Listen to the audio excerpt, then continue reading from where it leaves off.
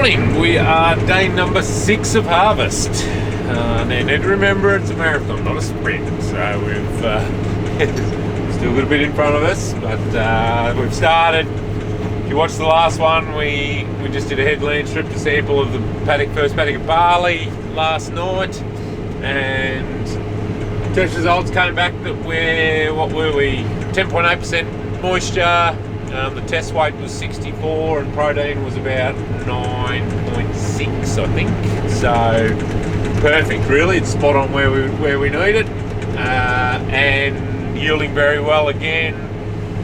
Having bit of trouble with low rotor loss in the header, but I will explain. I want to sort of pull the side covers off the header and explain that to you non-farmers, so you get a bit of an idea what bit of the lingo I was sort of talking about with rotor loss and sieve loss and that sort of stuff, and how we set the machines up a little bit. So I spoke in the last one about going and getting some different modules or concaves. I might actually jump in the ute early tomorrow morning, and myself, it's a couple of hours each way to where I need to go, so I might jump the ute sort of 4 o'clock and get up there by 6, and I can be back here by 9 o'clock tomorrow morning, potentially. So I've been talking to Rod, the guy up there, so we'll just have to see how we go with that.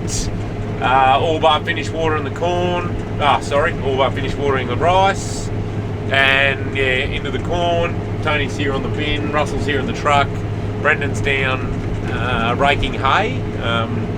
So we've still got a couple hundred acres or 80 hectares or something of hay on the ground, cereal hay on the ground to be pressed up, so he's down there raking that.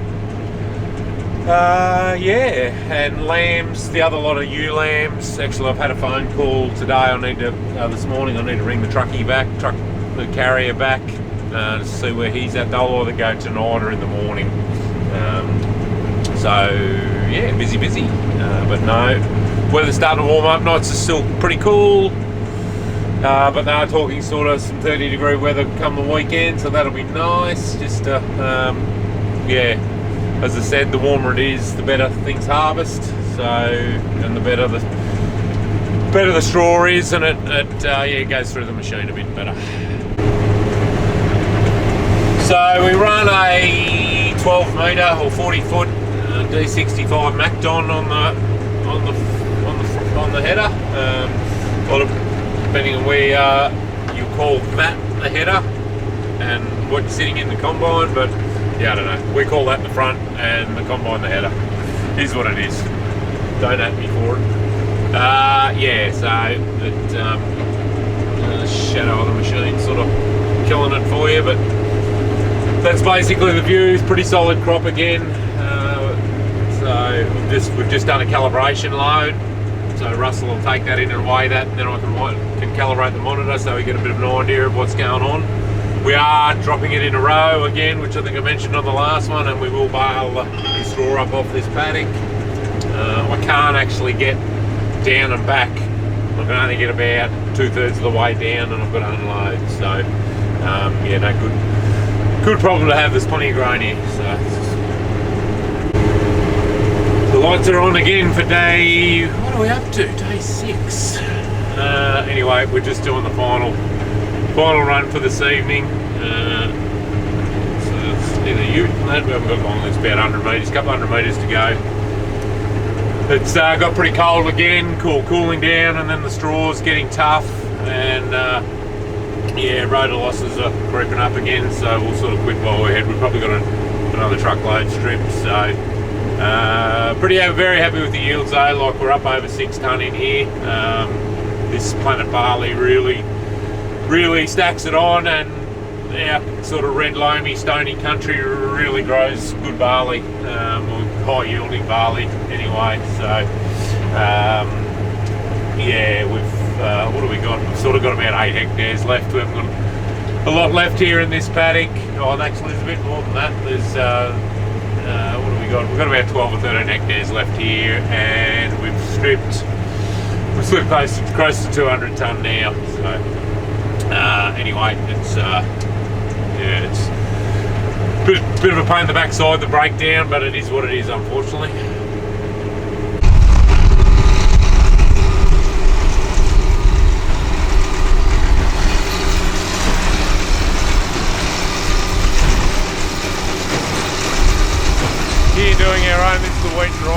extra stuff.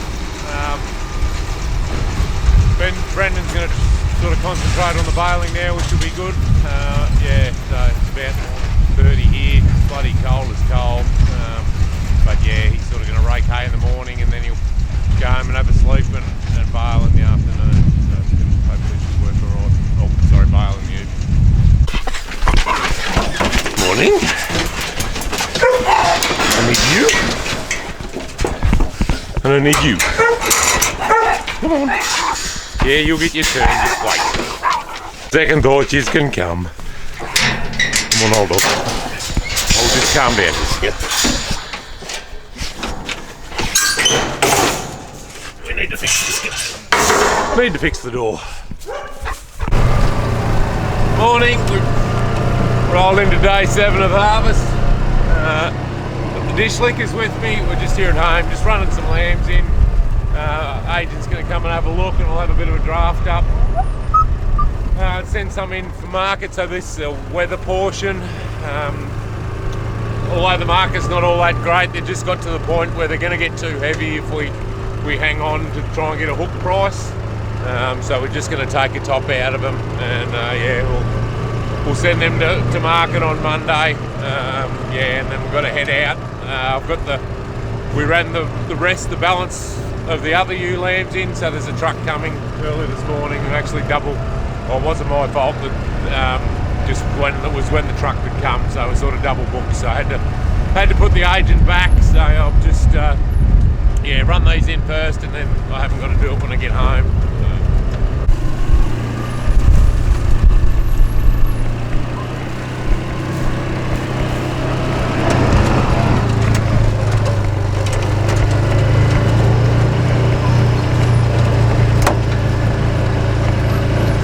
Checking the corn, all the water on the corn, so it's really starting to see the rows now. It's starting to get a bit of a run on, which is good. Yeah, happy days at the moment. Got the water back off the rice, and it's responded really well. There's a few weak areas, and it's amazing how long I've talked about it a bit, it's sat under the soil crusting. It's yeah, it's amazing how the sort of weak areas, how the seed's obviously just been sitting through, just hasn't quite had the strength to get up, and yeah, it's all pretty well filled in now, which is really good. We've got a bit of an area here where there was an old channel, so there's a bit of a depression here if I can get it out. So yeah, that's all that water is on there, but yeah, looks fantastic really. It's yeah, really happy with it. I've got 5 minutes. I'm just waiting on the truck to turn up to load these lambs. Just here at the header, I'll just give you a bit of for the farmers amongst you can tune out, but the guys that are non-farmers, and just a bit of the terminology and what it actually means, and so you got a bit of an idea of what I'm talking about when I'm talking about thrashing and concaves and that sort of thing. So essentially this is where it all happens within all the sort of process starts within the header or harvester, combine, whatever, wherever you are, whatever you want to call it. So we've got essentially well, there's 8 modules, but there's essentially 1, 2, 3, 4, and they're in halves, so they're a bit easier handling. The old original harvesters, and even the 7088 we had, that module was all one piece, and it was a bit of a man killer. It was pretty hard to handle and that sort of stuff. So we can change these modules to suit whatever we want. So what we've got here, this is a specialized module that we've got, that a guy that I have mentioned about has designed, and they work extremely well. So we run them in, so you've essentially got the first and second position, and then the back two. So yeah, that's the special one. So we've got what they call large wire here, and then they've got a skip wire too at the back. So when we talk rotor loss, it's basically the rotor's inside there. You can see it there. So it's basically spinning at anywhere we can control it. So anywhere we can control it, anywhere from 300 to, I don't know how quick it goes, 1,000, might go to 1,200 revs per minute. Generally we work in the 600 to 900 range, and we can that's just a press of a button in the cabin. And then so what happens when we talk, I've been talking rotor loss. Basically what's happening is the grain isn't coming through these grates. It's essentially just getting worked through the rotor, front to back, and it's going out on the ground. So what we can do is and obviously the idea is we want to capture as much grain as we can. So what we can do is we can change these modules, put different ones in at the front here, and this is where the thrashing, what we call thrashing, is done, or, you know, depending on what you're doing. If you look at beans or canola or lupins or something with a pod, generally once they're dry, the bean is out, or like canola, I'll use that as the example because that's what we've been harvesting. The canola is basically shattered out of the pod by the time it comes up the feeder house, and you saw the feeder house the other day, before it actually reaches this point. So then we're just working on trying to separate the grain from the chaff. So, but the likes of our cereals, our barley, our wheat, a lot of the thrashing, so the thrashing is, and if I could find I should have had a prop on standby. I've been driving around here, hang on, come over here. Come with me, come for a walk. So if we look at a head of barley, for example, oh God, what a rock show you're running here. Basically we've got to get that seed, it's attached to the head. So when we talk thrashing is, it's essentially doing what I've just done with my hand, and then there you go, the grain's separated from the head. So the wheat is, it takes a lot more. We sort of say you get a variety that's hard thrashing. So it's hard to get the grain out of the head. So yeah, essentially, you know, 90% of the thrashing is done in the first half of the rotor, and then the back half is the separation. So we're trying to get the grain out of the rotor. So yeah, obviously rotor loss is the grain's just getting carried through and out onto the ground. So what we can do is, what I was talking about is a different set of concaves. So we can change these. So they've basically got a bigger hole and a different profile on the inside, and that helps catch the grain to get it to drop down onto the sieves. So this is sort of the cleaning area, what we call the sieves. So we can open and close these, and they work like that, and they essentially just work the straw front to back, and the grain just falls down in between them and into the elevator and up into the box. So that's a different conversation. What we can also do here with our concave is we can open and close it, so only the front half. So this front half, and you can see the mechanism and the cam there, it basically drops down, and we can essentially open and close the gap between the module and the rotor. So, you know, you can bring it right up tight. So if it was a hard thrashing crop, like a wheat crop or something like that, we can close that gap up so it's really, the clearance isn't there. But the likes of canola or something that's easy thrashing, even corn, well, we open that gap up so we're not damaging the grain. We can crack grain if we have everything, you know, wound up really, really tight and have the rotor running really hard. We can actually crack and split grain, which isn't what we want to do. So anyway, I was thinking about it the other day, and I'm thinking people will have no idea what I'm talking about with the guys that aren't farmers, and thrashing and rotor loss and all that sort of stuff. So we've got a monitor that tells us what that loss is doing, and that's the one in the screen. I'll show you later when we get going. But yeah, that's sort of rotor loss very basically. There's a few other adjustments we can make, and like we can see. You can see, oh, you can't really see. You might be able to see the bars there. So we've got different, what we call rotor bars or RAS bars.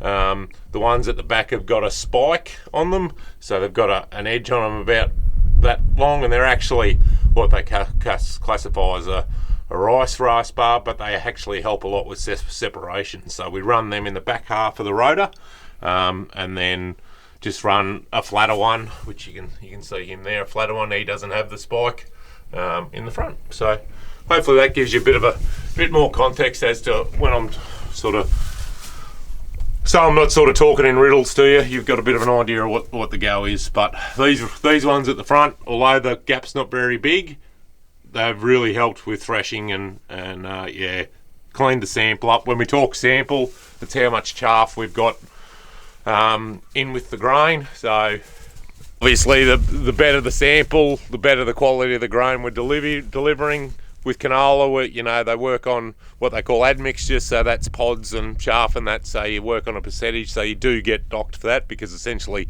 you're just delivering chaff, you're not delivering seed. And screenings in cereals, yeah, that's a similar sort of thing, but that's also, yes, grain that's not up to spec, like smaller size grain. So anyway, there's a bit to it, but that's basically a little 101 on what's going on. Actually, I can stick my head up the back here, hang on. While we're going, we might as well have a look at the sieves. So we've got a top sieve and then there's another one of these underneath it, and I can control open and close these from the cabin, and essentially depending on the size of the grain, like you can see there, I can stick my fingers in there. Depending on the size of the grain, we open and close these and how heavy the crop is and that sort of stuff. So basically it comes with a guide, which I showed you on the last one, and it's just, we set that up as a starting point, and then we just play with the machine, to suit. So that's obviously how much grain we're putting out on the ground. If we're getting sieve loss, when we talk sieve loss, that's when the grain's coming over the back here and onto the ground. So yeah, obviously rotor loss is coming from up the top there through the chopper, and the material actually does come over, and we can see the paints. We've got a hole there, something's come out there. So the material does actually hit the back here and onto the ground, like we're dropping it in a windrow. But yeah, when we talk rotor loss, that's where it's coming out, and it's not actually, we're not actually capturing that grain. And then sieve losses, it's what we're essentially what we call carrying over the sieves. There's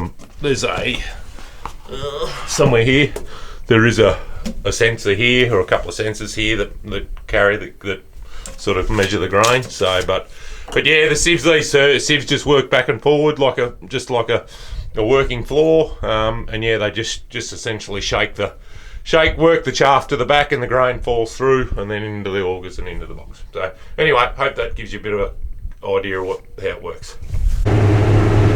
Back going. We're running our third box full, about that was quarter to 11, so just with the cool nights, there's sort of no point starting too early. It's 10 is probably early enough. Just the straw's too tough, and thrashing becomes an issue, and it seems to amplify the bit of issue we're having with rotor loss. So, lambs are loaded. The truckie was running a bit late, so I wasn't actually there to load him. I think I said earlier, I double booked myself, so I had an agent coming out to draft some weather lambs to go to market. So we've got 150 of them to go to market. And yeah, just got the water set up for the day. We're carting a bit of seed back to the home, to one of the silos, so Russell's doing that. So Tony just got the auger set up for him. And Brendan's down raking hay. He baled last night, which you saw. I think we've ended up with about 190 bales there, which is quite good. So we'll get them stacked up, and yeah, whether we hang on to it or whether we sell it.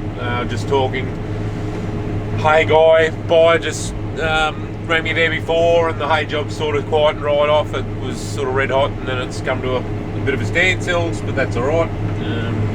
So yeah, we've got what have we got in here? We've got about 10 hectares left in here, and then we'll have to move. So yeah, that's going to work out all right. Hopefully we'll have the mother bin emptied, or so yeah, we're just going to get it emptied so we get it shifted. That's going to be the only issue. But anyway, a bit windy, but lovely day outside, and yeah, more of the same pretty much. Earlier when I was talking about the loss monitors, so the one on the left here, that's our rotor loss. So we sort of want to keep it in the bottom of the funnel if we can, sort of where it is there, or sort of where it's working its way up to. You can sort of see that line there. Middle one's the sieves, so we don't generally get a lot of sieve loss. It sort of generally sits around there, and the repeats is basically what's falling through the sieves. It's actually the system at the back works that you can, any unthrashed grain or that sort of stuff can actually goes, gets sorted out again. Sort of issues with the rotor loss, I generally probably sort of drive the header, pick a speed where it's sort of settled, which is that 3.5 to 4 kilometres an hour, and basically drive the header to that. We're only sort of 50 odd % engine load at the moment, but we're sort of giving 30 tonne an hour a nudge. Well, it's pretty handy crop at 6.5 tonne or whatever, 6.5 tonnes. So, but if we can sort of, just rather than slowing up and speeding down, I sort of just watch that loss monitor and essentially just drive the header to that, because that's essentially the limiting factor of you put grain out on the ground. So that's a bit more to the rotor loss and the separation type job. So hopefully that's sort of pretty basic explanation, but hopefully you pick up what I'm trying to get across. Finished that first paddock and got moved, and got the dust chasing us now. So winds around in the south still, so it's making it a bit tricky when we're heading north. Obviously it's good when we're heading south, but so anyway, crop's still yielding well.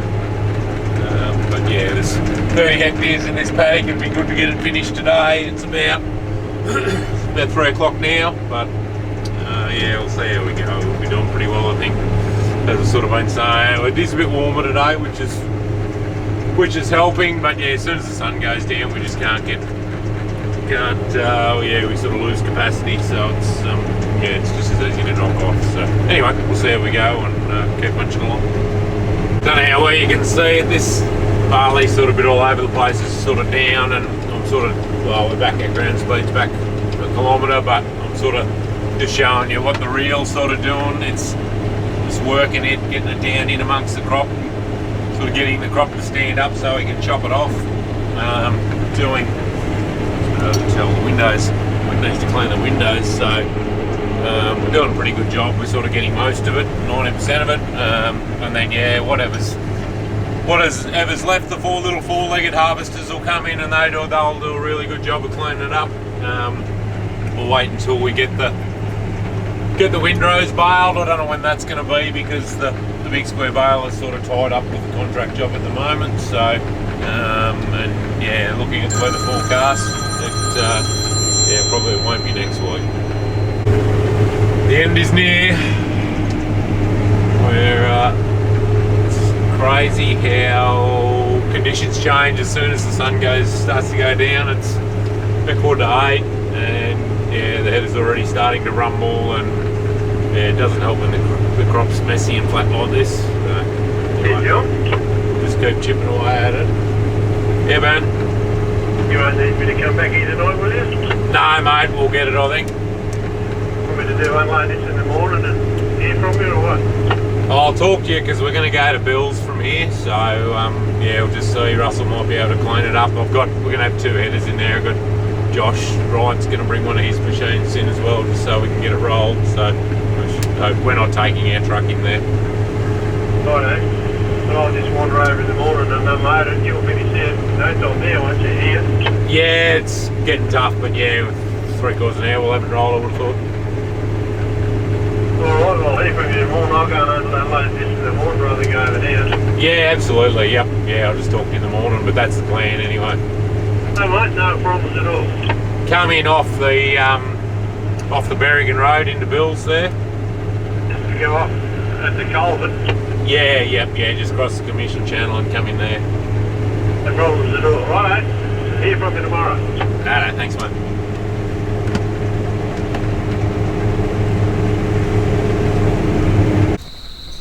Alright, end of day 7. We've got the barley done, which is really good. Would have been like to have been done a bit earlier and had the header shifted, but there's nothing we can do about that. That breakdown yesterday was a bit of a pain in the backside, but anyway. There's still, both trucks are loaded and in town, and there's still 6 or 8 tonne left in the mother bin, so Russell will come out and get that in the morning once he tips off. So I'm not 100% sure how it's yielded. It'll be very close to 6 tonne to the hectare, which is fantastic. So yeah, we're going to move into town in the morning and sort of do one of our regular contracting jobs. So there's just 75 hectares of canola there. I think I mentioned I've got a mate coming with another header, so hopefully we can get it rolled in a day, and then we'll get back. We've still got 100 odd hectares of canola in windrows to pick up, and I'm actually, if we can get out of there tomorrow, or get finished tomorrow night and moved back here on Sunday, though I'm going to get them to come and give us a hand for a day. They're running the green crops, so might as well take advantage of it. Looking at the weather forecast, it does look wet next week. They've got rain for sort of late Monday, a couple of mil maybe, and then rain again later on in the week. It's one of those ones it's a bit of a moving target. In the morning they're off it, and then at night they're back on it. So it could be, if it's correct, it could be 40 or 50 mil. It sort of did the similar sort of thing last time when we had that 70 mil. It was just on and off again until it got a bit closer, and then the forecast settled down. So we don't really want it. The way things are going and the crops are yielding really well, it'll be a pain in the backside if we end up with 40 or 50 mil now, because I think our wheat's at the point of harvest. So, once we've got this canola done, we'll probably go on to wheat. We've got about 180 or 90 hectares of wheat, and that's our harvest done. So, and then we just go contracting then. So, we're not quite halfway. We get this canola done and we're halfway. Which is really good. It's sort of all going pretty well. So anyway, thanks again for watching. Hope you got a bit out of that explanation with the rotor loss and just the clearances and all that sort of stuff, and how the sort of guts of the machine works. Keep watching and for more fun facts. Anyway, take care, and we'll catch you on the next one. Ta-da.